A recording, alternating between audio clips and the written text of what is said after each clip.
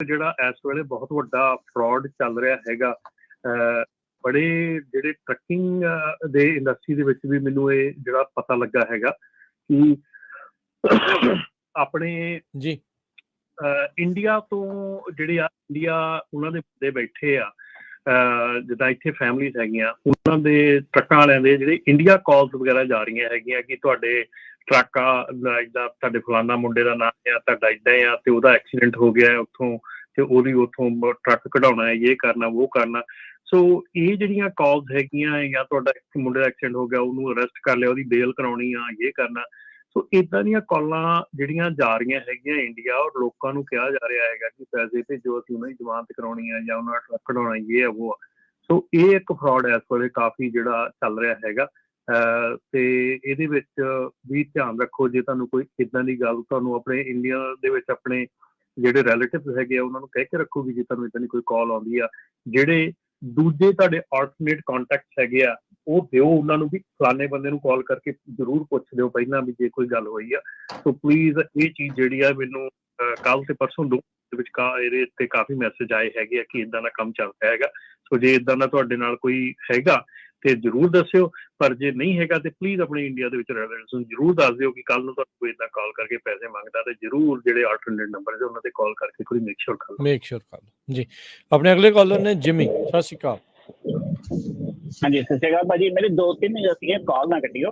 ਪਹਿਲੀ ਗੱਲ ਭਾਈ, ਉਦਣ 1 ਜਨਵਰੀ ਨੂੰ ਕੀਤਾ ਸੀਗਾ, ਫੀਡਬੈਕ ਦਿੱਤੀ ਸੀ, ਮੈਂ ਇੱਕ ਫੀਡਬੈਕ ਵੀ ਦੇਣੀ ਸੀਗੀ ਕਿ ਨਾ ਆਪਾਂ ਸਾਰੀਆਂ ਹਰ ਇੱਕ ਚੀਜ਼ ਦਾ ਜੇ ਪ੍ਰੋਗਰਾਮ ਕਰਦੇ ਹੋ ਬਹੁਤ ਵਧੀਆ ਕਰਦੇ ਹੋ, ਇੱਕ ਨਾ ਇੰਪਲੋਇਮੈਂਟ ਸ਼ੋ ਵੀ ਲਿਆਓ। ਹੁਣ ਫਾਇਰਿੰਗ ਬਹੁਤ ਹੋ ਗਈ ਹੈ ਲੋਕਾਂ ਦੀ, ਸੋ ਆਪਣੇ ਰਾਈਟ ਸਾਰਿਆਂ ਨੂੰ ਪਤਾ ਨਹੀਂ ਹੈਗੇ, ਹੈ ਨਾ, ਕੋਈ ਨਵੇਂ ਆਏ ਆ, ਤੇ ਇੱਦਾਂ ਦਾ ਵੀ ਇੱਕ ਸ਼ੋਅ ਹੋਣਾ ਚਾਹੀਦਾ, ਭਾਵੇਂ ਅੱਧੇ ਘੰਟੇ ਦਾ, ਇੱਕ ਵੀਕ ਦੇ ਵਿੱਚ ਅੱਧੇ ਘੰਟੇ ਦਾ ਹੀ ਹੋ ਜਾਵੇ ਤੇ ਬਹੁਤ ਵਧੀਆ ਕੰਮ ਹੋਏਗਾ ਲੋਕਾਂ ਲਈ। ਤੇ ਦੂਜੀ ਗੱਲ ਹੈਗੀ ਹੈ ਕਿ ਮੈਂ ਹੁਣ ਟਰੱਕਿੰਗ ਦੇ ਰਿਲੇਟਿਡ ਪੁੱਛਣਾ ਆ ਭਾਜੀ। ਮੈਨੂੰ ਸਮਝ ਨਹੀਂ ਆਉਂਦਾ ਰਮਨ ਭਾਜੀ ਕਿ ਫਰੇਟਲਾਈਨਰ ਹੀ ਇੱਕ ਇਹੋ ਜਿਹਾ ਆ ਕਿ ਜਿਹੜੇ CB ਰੇਡੀਓ ਨਹੀਂ ਲਾਉਂਦਾ, ਹੈ ਨਾ, ਬਿਲਟ ਇਨ ਮੈਨੂਫੈਕਚਰਿੰਗ ਨਹੀਂ ਲਾਉਂਦਾ, ਪਤਾ ਨਹੀਂ ਇੱਦਾਂ ਕਾਹਦੇ ਇਹ ਕਰਦੇ ਕਿ ਇਹ ਕੋਈ ਨਹੀਂ ਇਹਨਾਂ ਨੂੰ ਕਹਿੰਦਾ।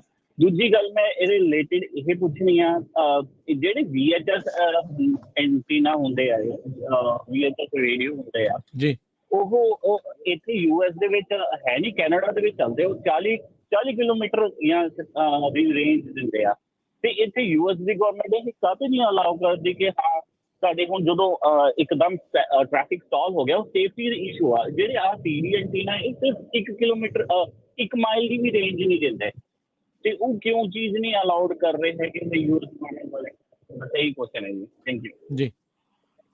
ਪਹਿਲਾਂ CB ਦਾ ਗੱਲ ਹੈ, ਫਰੇਟਲਾਈਨਰ ਦੇ ਸਾਰੇ ਟਰੱਕਾਂ ਜਿਹੜੀ ਹੈ। ਰਮਨ ਜੀ ਆਵਾਜ਼ ਕੱਟ ਰਹੀ ਹੈ ਤੁਹਾਡੀ। ਹੈਲੋ, ਹਾਂਜੀ, ਮੈਂ ਕਿਹਾ ਜਿਹੜੇ CB ਰੇਡੀਓ ਹੈਗੇ ਆ ਉਹ ਸਾਰੇ ਹੀ ਟਰੱਕਾਂ ਦੇ ਵਿੱਚ ਪੁਆਇੰਟ ਹੁੰਦਾ ਸੀਗਾ। ਹੁਣ ਜਦੋਂ CB ਰੇਡੀਓ ਯੂਜ਼ ਹੀ ਕਰਨਾ ਬੰਦ ਕਰਤਾ ਲੋਕਾਂ ਨੇ, ਬਿਲਕੁਲ ਯੂਜ਼ ਹੀ ਨਹੀਂ ਕਰਦੇ, ਤੇ ਫਿਰ ਉਹਦਾ ਪੁਆਇੰਟ ਦੇਣਾ ਹੌਲੀ ਹੌਲੀ ਜਿਹੜਾ ਟਰੱਕ ਮੈਨੂਫੈਕਚਰ ਆ ਉਹ ਫਿਰ ਕੱਢ ਦਿੰਦਾ, ਆਪਣਾ ਖਰਚਾ ਘਟਾ ਲੈਂਦਾ। ਸੋ ਇਸ ਕਰਕੇ ਇਹ ਜਿਹੜਾ ਇਸ਼ੂ ਹੈਗਾ ਇਹ ਡੈਫੀਨੇਟਲੀ, ਕਿਉਂਕਿ ਅਸੀਂ ਯੂਜ਼ ਹੀ ਨਹੀਂ ਕਰਦੇ ਕੋਈ ਵੀ। ਮੇਰਾ ਖਿਆਲ CB ਰੇਡੀਓ ਅੱਜ ਪਹਿਲੀ ਵਾਰੀ ਕਾਲ ਆਈ ਹੋਣੀ ਹੈ ਕਿ ਜਦੋਂ CB ਰੇਡੀਓ ਦੇ ਬਾਰੇ ਕੋਈ ਕੁਐਸਚਨ ਪੁੱਛਿਆ ਗਿਆ ਹੋਣਾ, ਅਦਰਵਾਈਜ਼ ਜਿਹੜਾ ਹੈਗਾ ਆ ਕਿ ਕੋਈ ਵੀ ਇਦਾਂ ਦੀ ਜਿਹੜੀ ਚੀਜ਼ ਹੈ ਉਦਾਂ ਇਹ ਕੋਈ ਰਿਕੁਆਇਰਮੈਂਟ ਨਹੀਂ ਆ ਜਦੋਂ ਮੈਨੂਫੈਕਚਰਿੰਗ ਦੇ ਵਿੱਚ ਵੀ ਇਹ ਦੇਣੀ ਜਿਹੜੀ ਉਹ ਚਾਹੀਦੀ ਆ। ਸੋ ਸਰਕਾਰ ਕਹਿੰਦੀ ਨਹੀਂ ਆ ਵੀ ਇਹ ਪੁਆਇੰਟ ਹੋਣਾ ਚਾਹੀਦਾ, ਸੋ ਉਹਨਾਂ ਦੀ ਮਰਜ਼ੀ ਆ। ਇਦਾਂ ਇਹ ਪਹਿਲਾਂ ਨਾ ਜਦੋਂ ਅੱਜ ਤੋਂ 10 ਸਾਲ ਪਹਿਲਾਂ ਦੀ ਗੱਲ ਕਰ ਲਓ, ਇਹ ਐਸੈਂਸ਼ੀਅਲ ਹੁੰਦਾ ਸੀਗਾ। ਅਸੀਂ ਵੀ ਟਰੱਕ ਚਲਾਏ ਆ, ਉਦੋਂ CB ਰੇਡੀਓ ਚਾਹ ਹੁੰਦਾ ਸੀਗਾ ਵੀ ਅਸੀਂ CB ਰੇਡੀਓ ਲਵਾਉਣਾ, ਵਿੱਚ CB ਰੇਡੀਓ ਲਾਉਣਾ ਆ, ਕਿਉਂਕਿ ਬਹੁਤ ਜਿਹੜੇ ਲੋਡਿੰਗ ਡੌਕ ਹੁੰਦੇ ਸੀਗੇ, ਬਹੁਤ ਰਿਸੀਵਰ ਹੁੰਦੇ ਸੀਗੇ, ਉਹ ਤੁਹਾਡਾ ਜਿਹੜਾ ਸੀਗਾ CB ਰੇਡੀਓ ਰਿਕੁਆਇਰ ਕਰਦੇ ਸੀਗੇ ਕਿ ਤੁਹਾਡਾ CB ਰੇਡੀਓ ਫਲਾਣੇ ਚੈਨਲ ਤੇ ਕਰ ਲਓ, ਚੈਨਲ ਨੰਬਰ 4 ਤੇ ਕਰ ਲਓ ਜਾਂ ਚੈਨਲ ਨੰਬਰ ਜਿੱਥੇ ਵੀ ਕਰ ਲਓ, ਉੱਥੇ ਤੁਹਾਨੂੰ ਆਵਾਜ਼ ਪਊਗੀ ਤੇ ਤੁਸੀਂ CB ਰੇਡੀਓ ਤੇ ਹੀ ਸਾਰਾ ਕਨਵਰਸੇਸ਼ਨ ਹੁੰਦੀ ਸੀ, ਲੋਡਿੰਗ ਅਨਲੋਡਿੰਗ ਵਾਲੇ ਪਾਸਿਓਂ, ਠੀਕ ਹੈ ਨਾ। ਸੋ ਇਹ ਬੜੀ ਵਧੀਆ ਇੱਕ ਇਕਵਿਪਮੈਂਟ ਸੀਗਾ ਜਿਹੜਾ ਕਿ ਬਹੁਤ ਵਧੀਆ ਤਰੀਕੇ ਨਾਲ ਯੂਜ਼ ਕੀਤਾ ਜਾਂਦਾ ਸੀਗਾ। ਤੇ ਜਿਹੜੀ ਮੈਂ ਕਹਿੰਦਾ ਵੀ 1 ਕਿਲੋਮੀਟਰ 2 ਕਿਲੋਮੀਟਰ 2-3 ਮੀਲ ਦੀ ਜਿਹੜੀ ਰੇਂਜ ਆ ਉਹ ਇਨਫ ਹੈਗੀ ਆ ਟੂ ਕਮਿਊਨੀਕੇਟ ਕਿ ਜੇ ਕੋਈ ਅੱਗੇ ਡੇਂਜਰਸ ਚੀਜ਼ ਹੈਗੀ ਆ। ਮੈਨੂੰ 40 ਕਿਲੋਮੀਟਰ ਜਾਂ 40 ਮੀਲ ਦੀ ਰੇਂਜ ਜਿਹੜੀ ਆ, ਆਈ ਡੋਂਟ ਨੋ ਕਿ ਉਹ ਹੈਗੀ ਆ ਕਿ ਮੈਂ ਮਤਲਬ ਮੈਨੂੰ ਮੈਨੂੰ ਮੇਰੇ 2 ਕਿਲੋਮੀਟਰ 3 ਕਿਲੋਮੀਟਰ ਜਾਂ 10 ਕਿਲੋਮੀਟਰ ਦੇ ਜਾਂ 5 ਕਿਲੋਮੀਟਰ ਦੇ ਵਿੱਚ ਮੈਨੂੰ ਪਤਾ ਹੋਣਾ ਚਾਹੀਦਾ ਵੀ ਕੀ ਹੋ ਰਿਹਾ ਹੈਗਾ, ਠੀਕ ਹੈ ਨਾ, ਜੇ ਮੈਂ ਐਜ਼ ਅ ਸੇਫਟੀ ਇਸ਼ੂ ਜਾਣਾ ਹੈਗਾ। ਤੇ ਜੀ ਉਹ ਕੈਨੇਡਾ 'ਚ ਰਮਨ ਜੀ ਇਸ ਕਰਕੇ ਵੀ ਆ ਵੀ ਥੋੜੇ ਦੂਰ ਤੇ ਉਹਨਾਂ ਦੇ ਟਰੱਕ ਸਟਾਪ ਜਾਂ ਗੈਸ ਸਟੇਸ਼ਨਸ ਆ। USA 'ਚ ਥੋੜਾ ਲੱਗੇ ਵੀ ਹੈਗੇ ਆ, ਇਹ ਵੀ ਫਰਕ ਹੈਗਾ। ਪਰ ਏਦਾਂ ਹੈ ਕਿ ਦੇਖੋ 2 ਮੀਲ ਦਾ ਮੇਰੇ ਖਿਆਲ ਦੇ ਵਿੱਚ ਅੱਜ ਜੇ ਆਪਾਂ ਪੋਲਿੰਗ ਲਈਏ ਤੇ ਮੇਰੇ ਖਿਆਲ ਨਹੀਂ ਵੀ 1-2% ਮਸਾ ਕਰਦੇ ਹੋਣਗੇ CB ਰੇਡੀਓ, 1-2% ਤੇ ਫਿਰ ਮੈਨੂਫੈਕਚਰ ਜਿਹੜਾ ਹੌਲੀ ਹੌਲੀ ਆਪਣਾ ਉਹ ਪੁਆਇੰਟ ਕੱਢ ਦਿੰਦਾ ਵੀ ਮੈਂ ਖਰਚਾ ਬਚਾਵਾਂ, ਮੈਂ ਕਾਹਨੂੰ ਦੇਣਾ ਪੁਆਇੰਟ ਦੇਣਾ। ਜੀ ਥੈਂਕ ਯੂ ਜਿਮੀ ਜੀ। ਬਿਲਕੁਲ ਇੰਪਲੋਇਮੈਂਟ ਬੇਸ ਦੇ ਉੱਤੇ ਫਿਊਚਰ 'ਚ ਜ਼ਰੂਰ ਅਸੀਂ ਕਰਾਂਗੇ। ਹਾਂਜੀ ਜਿਮੀ ਜੀ। ਭਾਜੀ ਮੈਂ ਸੌਰੀ ਇਹ ਪੁੱਛਣਾ ਨਹੀਂ, VHS ਦਾ ਹੈ ਨਹੀਂ ਅਲਾਉਡ, ਕਿਉਂਕਿ ਜੇ ਮੈਂ ਗੈਸ ਤੋਂ ਲਾ ਵੀ ਲਾਉਂਗਾ ਤੇ ਮੈਨੂੰ ਕਿਸੇ ਦੱਸਿਆ ਕਿ VHS ਹੈ ਨਹੀਂ ਅਲਾਉਡ। VHF ਜਿਹੜੀ ਆ ਵੈਰੀ ਹਾਈ ਫ੍ਰੀਕੁਐਂਸੀ ਜਾਂ ਅਲਟਰਾ ਹਾਈ ਫ੍ਰੀਕੁਐਂਸੀ ਉਹਦੀ ਗੱਲ ਕਰਦੇ। ਆਈ ਥਿੰਕ ਇਹ FCC ਦੇ ਰੂਲਸ ਦੇ ਨਾਲ ਹੋਣੀ ਆ, ਇੱਥੇ ਅਲਾਉ ਨਹੀਂ ਕਰਦੇ ਹੋਣੇ। ਅੱਜ ਕੱਲ੍ਹ ਇਹ ਆ ਨਾ ਵੀ ਇਹ ਜਿਹੜੀ ਫ੍ਰੀਕੁਐਂਸੀ ਦਾ ਜਿਹੜਾ ਬੈਂਡ ਆ ਉਹ 5G ਦੇ ਲਈ ਸ਼ਾਇਦ ਵਰਤਿਆ ਜਾਂਦਾ। ਸੋ I am not sure exactly, ਮੈਨੂੰ ਪਤਾ ਨਹੀਂ, ਮੈਂ ਟਰਾਈ ਕਰੂੰਗਾ ਪਤਾ ਕਰਨ ਦੀ ਵੀ ਕਿਉਂ ਜਿਹੜੀ ਇਸ ਦੇ ਉੱਤੇ ਜਿਹੜੀ ਉਹ ਰੋਕ ਆ। ਸੋ ਹੋਪਫੁਲੀ ਮੈਂ ਟਰਾਈ ਕਰੂੰਗਾ ਵੀ ਨੈਕਸਟ ਵੀਕ ਤੱਕ ਤੁਹਾਨੂੰ ਇਸ ਦਾ ਕੋਈ ਆਨਸਰ ਜਿਹੜਾ ਉਹ ਦੇ ਸਕੀਏ। ਸੋ ਥੈਂਕ ਯੂ ਜਿਮੀ ਕਾਲ ਦੇ ਲਈ। ਆਪਣੇ ਅਗਲੇ ਕਾਲਰ ਨੇ ਬਲਵਿੰਦਰ ਪਾਲ ਜੀ, ਸਤਿ ਸ਼੍ਰੀ ਅਕਾਲ। ਵਾਹਿਗੁਰੂ ਜੀ ਕਾ ਖਾਲਸਾ, ਵਾਹਿਗੁਰੂ ਜੀ ਫਤਿਹ ਜੀ।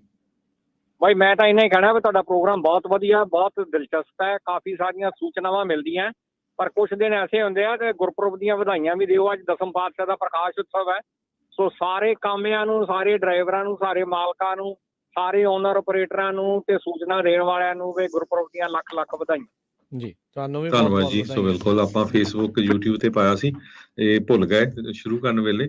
ਜ਼ਰੂਰ ਅੱਜ ਗੁਰੂ ਗੋਬਿੰਦ ਸਿੰਘ ਪਾਤਸ਼ਾਹ ਦੇ ਗੁਰਪੁਰਬ ਦੀਆਂ ਵਧਾਈਆਂ। ਨਾਨਕਸ਼ਾਹੀ ਕੈਲੰਡਰ ਦੇ ਮੁਤਾਬਕ ਪਿਛਲੇ ਹਫ਼ਤੇ ਵੀ ਕੁਛ ਜਿਹੜਾ ਆਪਣਾ ਅਕਾਲ ਤਖ਼ਤ ਸਾਹਿਬ ਉਹਨਾਂ ਨੇ ਮਨਾਇਆ ਸੀ। ਅਸੀਂ ਤਾਂ ਇਹੀ ਹਮੇਸ਼ਾ ਕਹਿੰਦੇ ਜਿੰਨੇ ਵੀ ਆ ਕੋਈ ਝਗੜੇ 'ਚ ਨਾ ਪਾਓ, ਚਾਹੇ 2-3, ਆਪਾਂ ਨੂੰ ਤਾਂ ਹਰ ਰੋਜ਼ ਹੀ ਮਨਾਉਣਾ ਚਾਹੀਦਾ ਹੈਗਾ ਜੀ। ਸੋ ਸਭ ਨੂੰ ਬਹੁਤ ਬਹੁਤ ਜਿਹੜੀਆਂ GST 'ਚ ਵਧਾਈਆਂ। ਧੰਨਵਾਦ ਜੀ ਬਲਵਿੰਦਰ ਜੀ। ਅਗਲੇ ਕਾਲਰ ਨੇ ਆਪਣੇ ਨਾਲ ਜੁੜੇ ਦਵਿੰਦਰ ਜੀ, ਸਤਿ ਸ਼੍ਰੀ ਅਕਾਲ ਜੀ।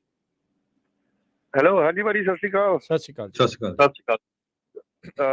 ਰਮਨ ਭਾਜੀ ਮੈਨੂੰ ਦੱਸਿਓ ਮਾੜਾ ਜਿਹਾ, ਟਰੱਕ ਸਟਾਪ ਦੇ ਜਿਹੜੇ CBD ਕੈਪਸੂਲ ਮਿਲਦੇ ਆ, ਇਹ ਲੀਗਲ ਆ ਕਿ ਕਿੱਦਾਂ ਆ? ਇਹ ਕਾਫੀ ਮੈਂ ਵੀ ਖਾਣਾ ਆ, ਪਰ ਦੱਸਿਓ ਮਾੜਾ ਜਿਹਾ।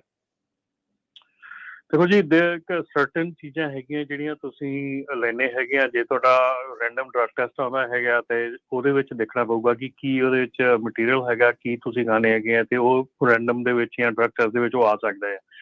ਸੋ ਜੇ ਉਹ ਡਰੱਗ ਟੈਸਟ ਦੇ ਵਿੱਚ ਪੋਜ਼ੀਟਿਵ ਆ ਸਕਦਾ ਆ, ਉਹਦੇ ਵਿੱਚ ਐਲੀਮੈਂਟ ਹੈਗਾ ਆ ਜਾਂ ਉਹ ਚੀਜ਼ ਹੈਗੀ ਆ, then it will be problem ਹੈਗੀ ਆ।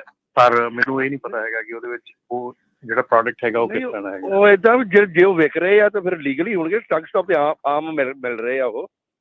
ਭਾਜੀ ਵਿਕਦੀ ਤਾਂ ਫੀਮ ਦੀ ਆ, ਪਰ ਲੀਗਲ ਨਹੀਂ ਹੈਗੀ। ਵਿਕਦੀ ਤਾਂ ਫੀਮ ਸਭ ਕੁਝ ਫੀਸ ਆਪਾਂ ਲੀਗਲ ਨਹੀਂ ਲੈ ਸਕਦੇ, ਤਾਂ ਲੀਗਲ ਲੈ ਲੈਣੇ ਆ ਆਪਾਂ। ਹੋਰ ਵੀਡ ਦੇਣ ਲੱਗ ਪਏ ਲੀਗਲ ਚੱਲਦਾ। ਇਹਦੇ ਵਿੱਚ ਰਮਨ ਜੀ ਆਈ ਥਿੰਕ ਨਹੀਂ ਇਹ ਨਸ਼ੇ ਵਾਲੀ ਗੋਲੀ ਆ ਜਾਂ ਕੀ ਆ, ਕਿਹੜੀ ਆ? ਸਾਨੂੰ ਭੰਗ ਦੇ ਨਾਲ ਸੰਬੰਧਿਤ ਹੁੰਦੀ ਆ ਹਰਜੋਤ ਜੀ, ਜਿਹੜਾ ਕੈਨਬਸ ਦੇ ਨਾਲ ਸੰਬੰਧਿਤ ਜਿਹੜੀ CBD ਜਿਹੜੀ ਉਹ ਹੁੰਦੀ। ਸਾਡੇ ਆਪਣੇ ਟਰੱਕ ਸ਼ੋ ਦੇ ਉੱਤੇ ਜਿਹੜੇ ਆਇਲ ਵਾਲੇ CBD ਆਇਲ ਵਾਲੇ ਸੀਗੇ, ਉਹਨਾਂ ਨੇ ਬੂਥ ਲਾਇਆ ਸੀਗਾ ਤੇ ਉਹਨਾਂ ਨੇ ਇਹ ਕਿਹਾ ਸੀਗਾ ਵੀ FMCSA ਵੀ ਉੱਥੇ ਸੀ, DOT ਵੀ ਉੱਥੇ ਸੀ, ਠੀਕ ਹੈ, ਤੇ CBD ਆਇਲ ਵਾਲੇ ਵੀ ਉੱਥੇ ਸੀ, ਠੀਕ ਆ। ਸੋ ਉਹਨਾਂ ਨੂੰ ਉਦਣ ਅਸੀਂ ਆਮਣੇ ਸਾਹਮਣੇ ਕੀਤਾ ਸੀਗਾ ਕਿ ਸਾਨੂੰ ਦੱਸੋ ਵੀ ਕਿੱਥੇ ਚੀਜ਼ ਜਿਹੜੀ ਆ ਇਹ ਲੀਗਲ ਹੈਗੀ, ਕਿੱਥੇ ਨਹੀਂ ਲੀਗਲ ਹੈਗੀ। ਤੇ ਸੀਰੀਅਸਲੀ ਤੁਹਾਨੂੰ ਦੱਸਾਂ, ਤਿੰਨੇ ਜਾਣੇ ਇੱਕ ਪੇਜ ਤੇ ਨਹੀਂ ਆ ਸਕੇਗੀ। There is a grey area, ਸਾਰੇ ਪਾਸੇ ਗ੍ਰੇ ਏਰੀਆ ਹੈਗਾ। ਸੋ ਪਲੀਜ਼ ਬੀ ਕੇਅਰਫੁਲ, ਇਦਾਂ ਦੀ ਕੋਈ ਵੀ ਚੀਜ਼ ਲੈਂਦੇ ਆ। ਜਿਹੜੀਆਂ ਤੁਹਾਡੀਆਂ ਪੇਨ ਕਿਲਰਸ ਹੈਗੀਆਂ, ਜਿਹੜੀਆਂ ਕੋਡੀਨ ਵਾਲੀਆਂ ਪੇਨ ਕਿਲਰਸ ਆ, ਕਈ ਵਾਰੀ ਸਰਜਰੀ ਤੇ ਕਈਆਂ ਨੂੰ ਘਰਾਂ ਦੇ ਵਿੱਚ ਸਰਜਰੀ ਦਿੱਤੀ ਜਾਂਦੀ ਹੈ, ਆਕਸੀਕੋਡਿਨ ਜਾਂ 3 ਗੋਲੀਆਂ ਜਿਹੜੀਆਂ ਪੇਨ ਕਿਲਰਸ ਹੈਗੀਆਂ, ਉਹ ਹੁਣ ਡਰੱਗ ਟੈਸਟਿੰਗ ਦੇ ਵਿੱਚ ਪੋਜ਼ਿਟਿਵ ਆਉਂਦੀਆਂ ਹੈਗੀਆਂ। ਸੋ ਮੇਕ ਸ਼ੋਰ ਜੇ ਇਦਾਂ ਦੀ ਚੀਜ਼ ਤੁਸੀਂ ਕੋਈ ਵੀ ਕਰਦੇ ਹੈਗੇ ਆ ਤੇ ਆਪਣਾ ਜਿਹੜਾ ਆ ਇੱਕ ਵੋਲੰਟਰੀ ਸੈਲਫ ਟੈਸਟ ਜਿਹੜੇ ਹੈਗੇ ਆ ਉਹ ਜ਼ਰੂਰ ਕਰ ਲਿਆ ਕਰੋ, ਕਿਉਂਕਿ ਇਹ ਚੀਜ਼ਾਂ ਜਿਹੜੀਆਂ ਹੈਗੀਆਂ ਹੁਣ ਸਖਤੀ ਹੁੰਦੀ ਜਾ ਰਹੀ ਆ। ਔਰ ਸਖਤੀ ਇੰਨੀ ਕਿਆ ਕਿ ਸੀਰੀਅਸਲੀ ਜੇ ਤੁਸੀਂ ਡਰੱਗ ਟੈਸਟਿੰਗ ਦੇ ਵਿੱਚ ਪੋਜ਼ਿਟਿਵ ਆਉਂਦੇ ਆ ਤੇ ਤੁਹਾਡੀ 6 ਮਹੀਨੇ ਤੋਂ ਸਾਲ ਜਿਹੜੀ ਲਾਈਫ ਆ ਉਹ ਬਿਲਕੁਲ ਮਤਲਬ ਕਿ ਕੁੰਡਾ ਹੋ ਜਾਂਦਾ ਆ ਤੇ ਗਾਂ ਫਿਊਚਰ ਵਾਸਤੇ ਤੁਹਾਡੇ ਰੈਕਡ ਦੇ ਉੱਤੇ ਚਲਾ ਜਾਂਦਾ ਅੱਜ ਕੱਲ੍ਹ।